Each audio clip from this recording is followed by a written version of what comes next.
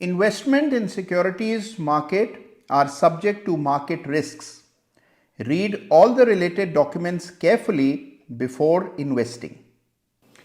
कुदरत का एक नियम आपको बताता हूं, चाहे आप कितनी ही सावधानी क्यों ना बरत लें, आपके जीवन में कभी ना कभी अपने आप ही घटिया लोग और घटिया शेयर प्रवेश पा ही लेते हैं। जी हां, अपने आप ही स्वतः ही, चाहे आप कितनी ही सावधानी क्यों ना रख लें, बावजूद उसके घटिया शेयर आपके पोर्टफोलियो में कभी ना कभी आ ही जाते हैं। बड़े से बड़े निवेशक के साथ ऐसा होता है। लेकिन असल बात है उन घटिया शेयर से समय रहते निजात पाना, उनसे संबंध विच्छेद कर लेना, बिल्कुल उसी तरह जिस तरह घटिया लोगों से भी संबंध विच्छेद कर लेने चाहिए। लेकिन यह काम कहना बड़ा आसान है, करना बड़ा मुश्किल। आज इस वीडियो में मैं आपको बताऊंगा कि कैसे कम गुणवत्ता वाले अंडर परफॉर्मिंग शेयर से निजात पाई जाती है। उसका ठोस रामबाण तरीका क्या है, यह आज के वीडियो में आप जानेंगे। तो सारे काम छोड़ दीजिए, वीडियो को एंड तक देखिए।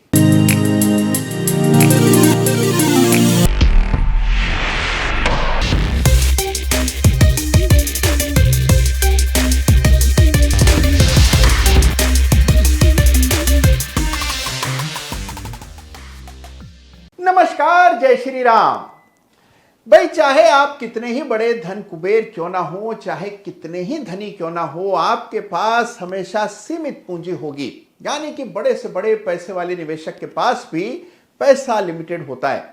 और यह लिमिटेड पैसा अगर गलत शेयर्स में अटक जाए, ऐसे शेयर्स में जो बढ़ने का नाम ही ना लेते हो, पूरा बाजार नए कीर्तिमान बना रहा हो, नए हाइस बना रहा हो, लेकिन आपका कमबख्त शेयर नए लोस बना रहा हो, तो उसका दुख अलग ही प्रकार का होता है।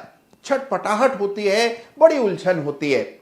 और ऐसी स्थिति में आप अगर उस शेयर को लेकर के बैठे रहे इस उम्मीद में कि कभी ना कभी तो ये शेयर भी चलेगा, बड़े भारी नुकसान का ये कारण होता है। आपकी परफॉर्मेंस बाजार की तुलना में हमेशा कमतर रहेगी अगर आप भी ऐसा करते हो तो सबसे इंपॉर्टेंट, सबसे अहम नियम यह है कि कोई भी घटिया शेयर आपके पास नहीं होना चाहिए। कोई भी अंडर परफॉर्मिंग शेयर या फंडामेंटली कम गुणवत्ता वाला शेयर आपके पोर्टफोलियो में जगह न पाए, इसका आपको सख्त बंदोबस्त करना है।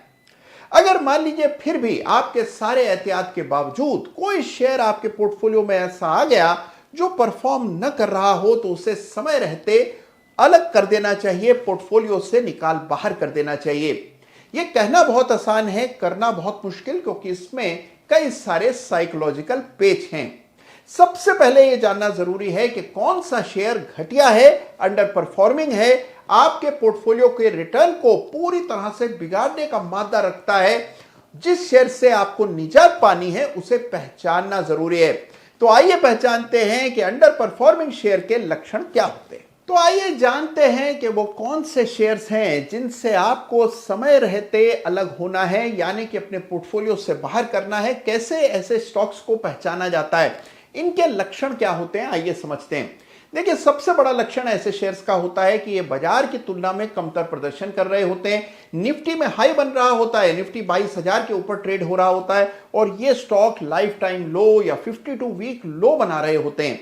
इनमें लोअर बॉटम्स बन रहे होते हैं, लोअर पीक्स होती हैं, और निफ्टी में जबरदस्त तेजी दिख रही होती है। यानी कि जो स्टॉक निफ्टी की तुलना में कमतर प्रदर्शन कर रहा हो, मान करके चलिए कि उससे आपको जल्दी से जल्दी संबंध विच्छेद करना है। दूसरी चीज, ऐसे शेयर आमतौर पर अपने सेक्टर के इंडेक्स को भी अंडर परफॉर्म करते हैं। मान लीजिए आपके हाथ में कोई आईटी का स्टॉक है, अब आप उसकी तुलना जब निफ्टी आईटी इंडेक्स से करते हैं तो आप देखते हैं कि आईटी इंडेक्स तो फल फूल रहा है, नए हाई बना रहा है, लेकिन आपके हाथ वाला शेयर लगातार नीचे जा रहा है। इसका मतलब आपका शेयर गलत है, और आपको समय रहते अपने पैसे को बचाने के लिए, पूंजी को संरक्षित रखने के लिए जरूरी है कि ऐसे शेयर से आप बाहर आ जाएं। इन शेयर का एक और लक्षण यह होता है कि ये बहुत समय रेंज में बिता देते हैं। महीनों महीनों तक ऐसा शेयर रेंज में रहता है, आपके पेशेंस का, आपके सब्र का इम्तिहान लेता है, लेकिन टस से मस नहीं होता। ऐसे शेयर से तुरंत प्रभाव से समय रहते निकल जाना चाहिए। और चौथी चीज यह है कि अगर मान लीजिए कोई अच्छी खबर आए आपके सेक्टर के लिए, जिस सेक्टर का वो शेयर है, बावजूद उसके वो स्टॉक चलता नहीं है, यानी पूरे सेक्टर में दिवाली, लेकिन यहां पर आप देखें बिल्कुल अमावस्या, कुछ भी नहीं होता, वो स्टॉक ज्यों का त्यों बना रहता है। इसका मतलब अच्छी न्यूज पर भी स्टॉक रिएक्ट नहीं कर रहा, और हां, खराब खबर कहीं से आ जाए सेक्टर से जुड़ी तो शेयर बड़ी तेजी से गिरता है। इसका मतलब ये शेयर्स आपको निकालना ही होगा।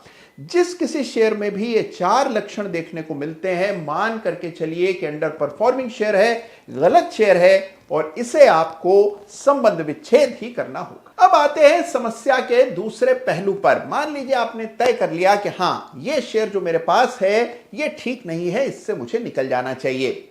लेकिन फिर कहीं ना कहीं मन में एक आवाज आएगी कि भाई जब इतना रख लिया है तो थोड़ा और रख लो, हो सकता है कि ये शेयर भी चल जाए, सभी कुछ तो चल रहा है, शायद इसका भी नंबर कभी ना कभी लग जाए। यह विचार आपको शेयर बेचने नहीं देगा और आप उस घटिया शेयर को होल्ड किए बैठे रहेंगे। बाजार बढ़ता रहेगा और आपका पोर्टफोलियो अंडर परफॉर्म करता रहेगा। तो देखिए, इस समस्या का जड़ से इलाज करना जरूरी है। तो आइए समझते हैं कि इस समस्या से कैसे निकला जाता है। देखिए, सबसे पहले तो एक कठोर फैसला कीजिए, एक दृढ़ संकल्प कीजिए कि शेयर से तो निकलना ही है। लेकिन ऐसा ना हो कि ये शेयर बढ़ने लगे, बाद में बढ़ जाए निकलने के, और फिर मलाल हो कि हमने क्यों बेच दिया। तो इसके लिए एक क्लाइंब बैक लेवल चार्ट पर तय कीजिए। मिसाल के तौर पर यह चार्ट देखिए, जहां लगातार गिरावट देखने को मिल रही है। 1000 रुपए का शेयर लगातार नीचे आता रहा। मान लीजिए आपको पता लग गया कि शेयर से आपको निकलना है, लेकिन हमेशा यह डर सताता रहा कि कहीं ऐसा ना हो कि आप बेचें और उसके तुरंत बाद शेयर ऊपर चला जाए। तो हमेशा एक क्लाइंब बैक लेवल मन में रखिए। मिसाल के तौर पर अगर मान लीजिए आपको 800 के आसपास निकलना है, चार्ट पर आपने रेजिस्टेंस डाली और आपको 850 पर रेजिस्टेंस नजर आ रही है, तो मान करके चलें 850 पार होगा तो फिर से खरीद लेंगे, महंगा होगा फिर से खरीद लेंगे। लेकिन जब तक ये लेवल पार नहीं होगा, वापस खरीदने का नहीं सोचेंगे। शेयर नीचे आ जाएगा तो क्लाइंब बैक लेवल को भी थोड़ा ऊपर रखेंगे। अगर आपको ठीक से रेजिस्टेंस सपोर्ट डालना नहीं आता, तो इसी के लिए नौकरी से आजादी कार्यक्रम है, जिसकी लगातार मैं वकालत करता आया हूं। और हां, एनएसए का 13th सीजन शुरू होने जा रहा है, और अगर अभी तक आपने नौकरी से आजादी कार्यक्रम से संबंध नहीं जोड़ा है तो तुरंत प्रभाव से एनएसए 13 में हिस्सा लीजिए। न केवल आपको लाइंस डालना आ जाएगा, बल्कि चार्टिंग की हर बारीकी आपको पता होगी, आपका एनालिसिस अलग ही लेवल पर होगा। तो तुरंत प्रभाव से एनएसए 13 के लिए नाम लिखाएं, सही रेखाएं डालना सीखें, इससे पहले कि सीटें समाप्त हो जाएं। और हां, वापस लौट आते हैं, बात करते हैं इस चार्ट की, जहां लगातार आपने प्राइस को नीचे आते हुए देखा। करना कुछ नहीं है, क्लाइंब बैक लेवल चार्ट पर मार्क कर दीजिए, निश्चिंत हो जाइए, साइकोलॉजिकली सिक्योर हो जाइए, क्योंकि अब आपको पता है कि ठीक है, हमने स्टॉक बेचा, ऊपर जाएगा, क्लाइंब बैक लेवल के ऊपर चलने लगेगा तो वापस से खरीद लेंगे। और अंडर परफॉर्मिंग शेयर्स आमतौर पर क्लाइंब बैक लेवल के ऊपर क्लाइंब कर ही नहीं पाते हैं, और आपको अपने एनालिसिस पर बड़ा गर्व होने लगता है कि देखिए, मैंने न केवल सही समय पर शेयर से एग्जिट किया, बल्कि शेयर नीचे फिसलता रहा, मैंने उस शेयर को दोबारा नहीं खरीदा, पैसे बचे, समय बचा, और सबसे बड़ी बात है अपॉर्चुनिटी कॉस्ट ऑफ मनी। जी हां, यह पैसा जो खाली हुआ उसको किसी ऐसे शेयर में लगाया जो बाजार से बेहतर प्रदर्शन कर रहा हो, जिससे पोर्टफोलियो का रिटर्न बढ़ने लगा, रिटर्न अच्छा आया। तो याद रखिए, ये क्लाइंब बैक लेवल बना देने से आप अपनी साइकोलॉजी को नियंत्रित कर पाएंगे। ये बात उन्हीं को समझ आएगी जो बाजार में एक्टिव इंटरेस्ट लेते हैं, जो इन समस्याओं से जूझ रहे हैं या कभी पहले जूझ चुके हैं। अगर आप भी एक पेशेवर निवेशक बनना चाहते हैं तो आपको इन सारी चीजों की समझ होनी चाहिए, और ये प्रैक्टिकल चीजें आपको समझ आए, इसीलिए इस प्रकार के वीडियो मैं लगातार बनाता रहता हूं। आज का ये वीडियो आपको कैसा लगा मुझे जरूर बताइएगा। अगर आपके पास भी कोई ऐसा शेयर है जिसमें आपने कोई क्लाइंब बैक लेवल मार्क किया हुआ है, तो मेरे साथ जरूर बांटिएगा। कोई घटिया शेयर अगर आपके पोर्टफोलियो में प्रवेश कर गया है तो उससे निकालने की क्या योजना है, ये भी मुझे बताइएगा।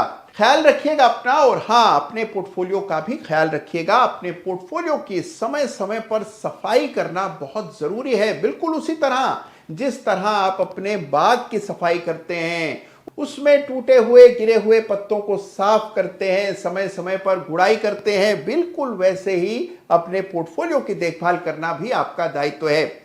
क्लाइंब बैक लेवल इसमें आपकी मदद करेगा। ख्याल रखिए अपना, चार्ट पर क्लाइंब बैक लेवल बनाते रहिए। धन्यवाद। जय हिंद, जय भारत।